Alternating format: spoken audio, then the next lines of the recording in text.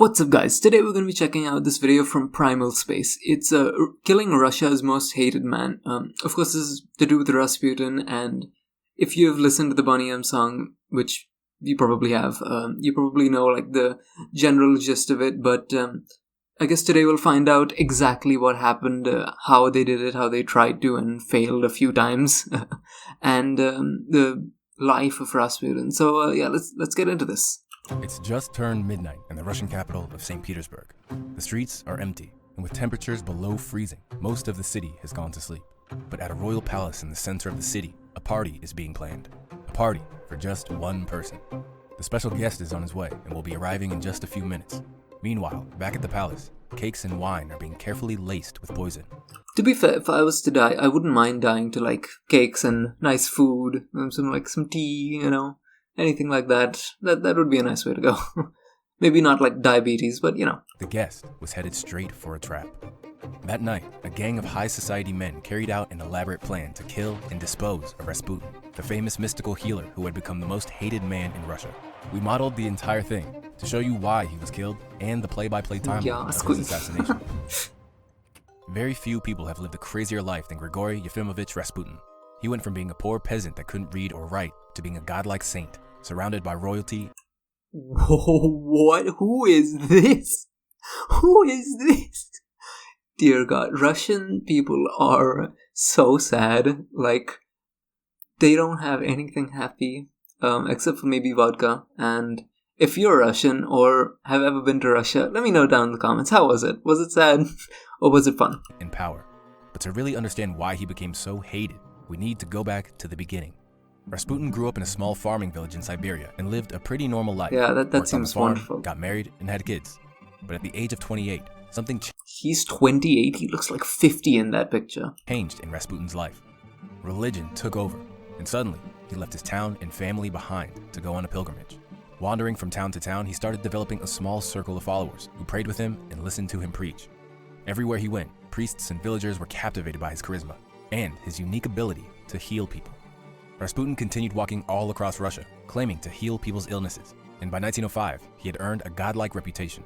This reputation finally led him all the way to the top, when the Empress of Russia asked him to heal her son, who had been suffering from hemophilia.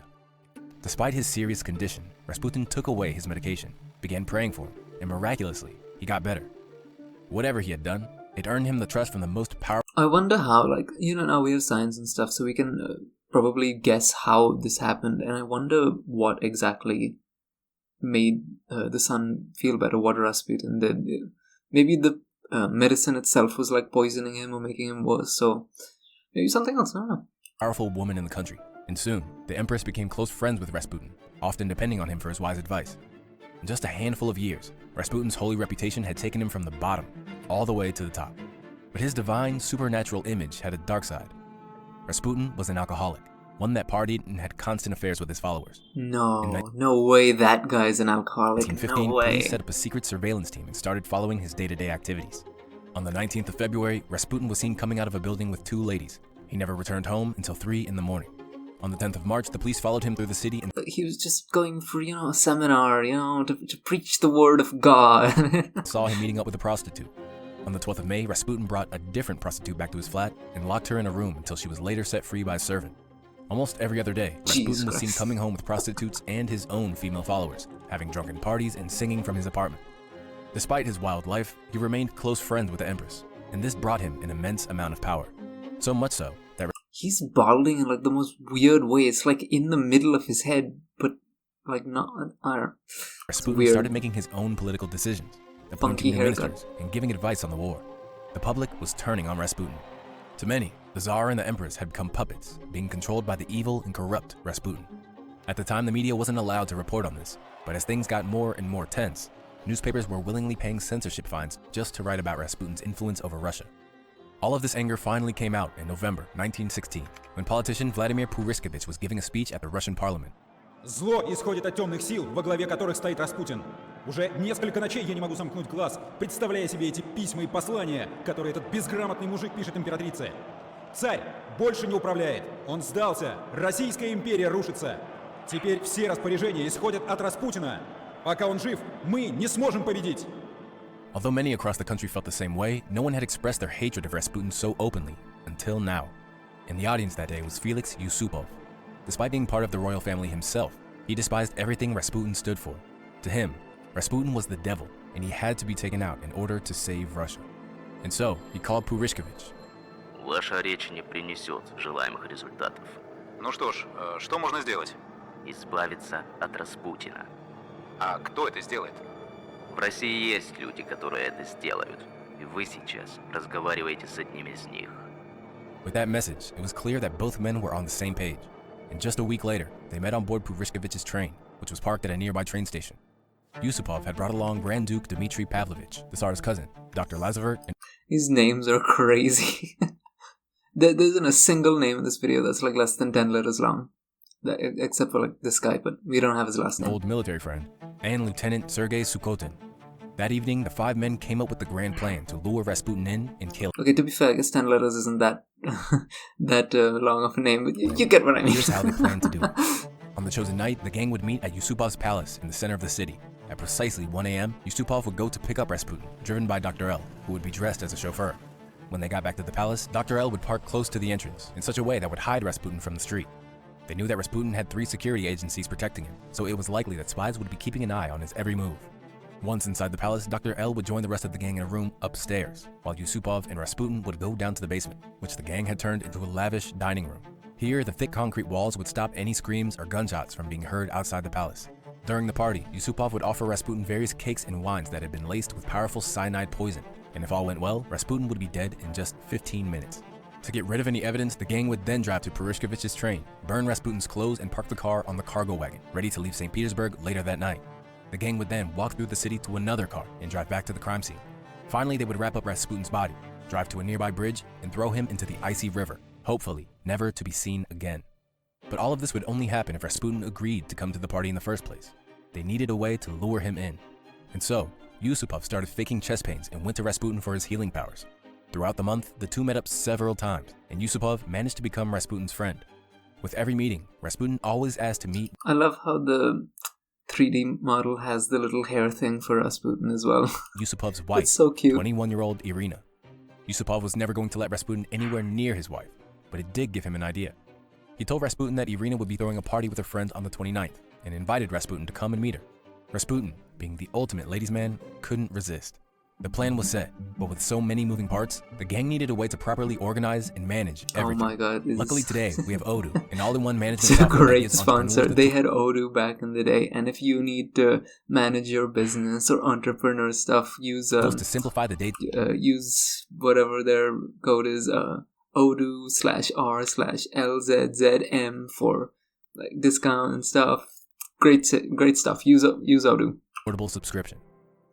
The night of the assassination had arrived. It was a particularly cold evening, and by 11 p.m. the streets were empty. It was time to start the party.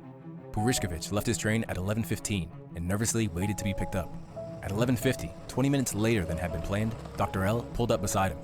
Опять опаздываете? Извини, я чинил колесо, оно лопнуло по дороге сюда. Purishkevich got in, and together they drove to the Yusupov Palace. According to their plan, the gates at the side entrance were to be opened at a specific time. But by the time they arrived, the gates were closed. To avoid raising any suspicion, they kept driving and slowly lapped back around a few minutes later. But the gates were still closed. Purishkevich got out and entered the main entrance by foot, while Dr. L drove around until the gates were finally opened.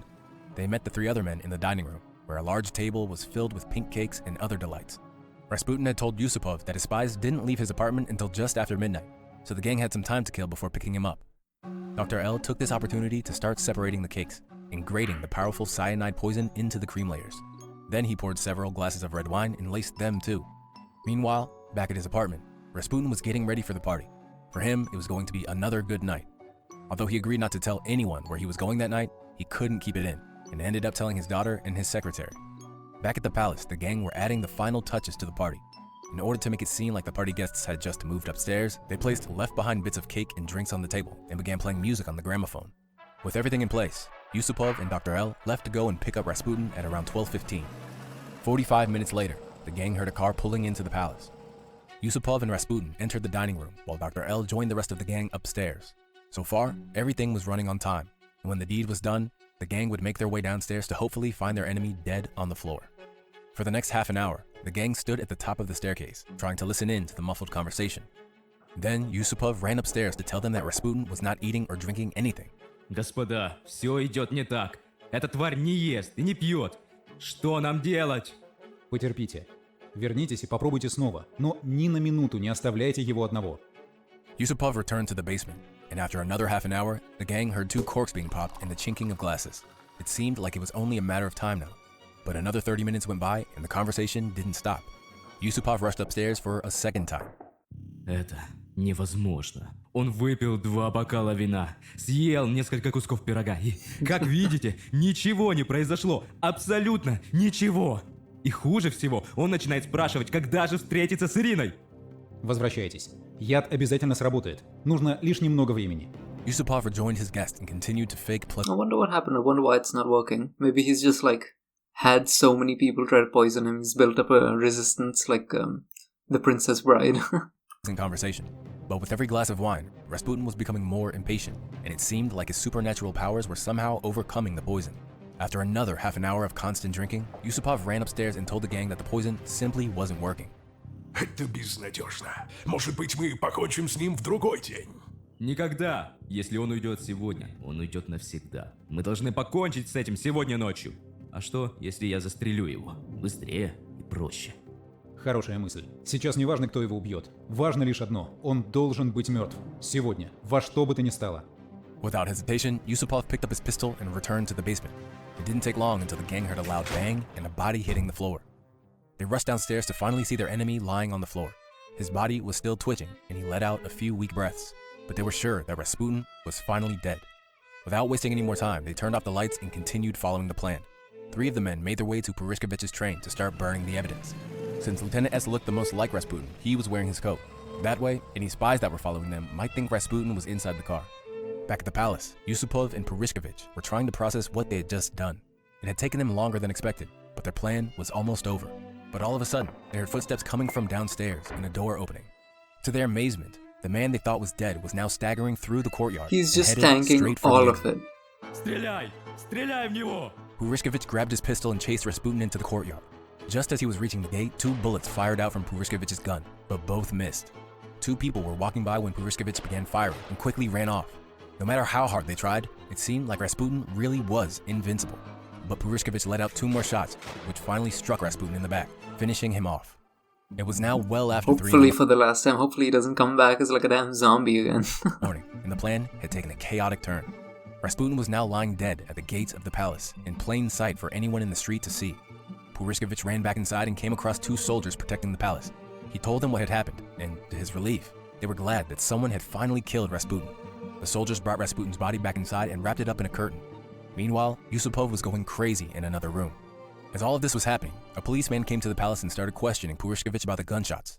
Слушай, брат, ты любишь нашего святого государя и Россию? Разумеется, Ваше Величество. Знаешь, кто главный враг России? Безусловно, Григорий Распутин. Так вот, мы только что его убили. Его больше нет. Если кто-то будет спрашивать, ты ничего не видел и ничего не знаешь. Послушайте, Ваше Величество, если спросят, а я не под присягой, я ничего не скажу. And just like that, the police officer was let go.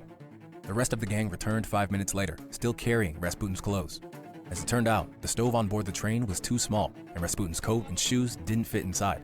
Nonetheless, the gang had no time to waste, and so they put Rasputin's wrapped-up body into the back of the car and hit the road. To avoid suspicion, they drove slowly, eventually leaving the city and arriving at the Petrovsky Bridge. Without wasting any more time, they tied some weights to his body and threw him into a hole in the ice, along with his coat and his shoes. It was now 5 in the morning, and the gang finally arrived back to the palace, only to find that they had left behind Rasputin's other shoe and bloodstains all over the courtyard. It was simply too late. All the men went back to their homes. Whatever happened next was up to fate. Just 2 days later, blood was discovered on the Petrovsky Bridge. I mean, wouldn't they want to run away, go to a different city? I guess there isn't really as much proof saying that they're the ones that did it, but I feel like they could have at least gone into hiding or something. The boot was found sticking out of the ice. Police began searching down the river and quickly came across Rasputin's body, frozen under the ice.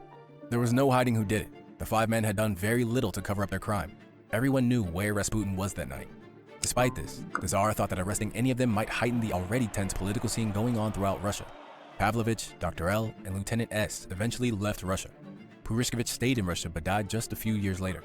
Yusupov, the man behind the whole thing, was exiled and spent the rest of his life in France with his wife Irina. Damn, that's a fate worse than death. Prince, au soir de votre vie, lorsque vous repensez à Rasputin, quel sentiment éprouvez-vous à son égard? Le dégoût. Dans des circonstances identiques. Si vous aviez à prendre une décision identique, referiez-vous ce que vous avez fait? Oui. Well, at least he's consistent. And yeah, that's the end of today's video. If you enjoyed, make sure to like, comment, and subscribe. The original video is going to be down in the description. Go show these guys some love. I absolutely love this video. There's a lot of other stuff of them I want to react to. If you enjoyed my reaction, let me know. Watch some more videos of mine. And yeah, I'll see you in the next one.